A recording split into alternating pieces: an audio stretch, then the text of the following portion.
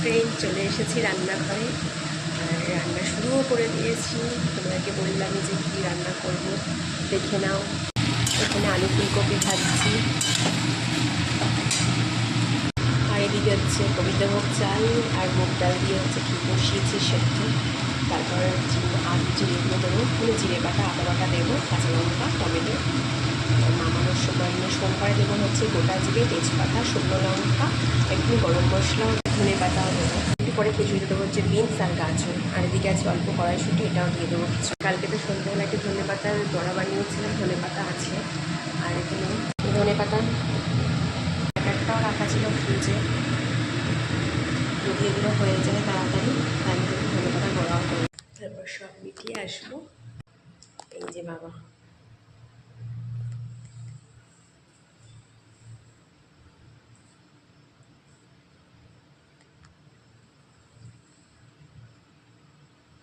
মিঠিয়ে স্নান করে চলে যাবো বাবার কাছে পুজো করতে।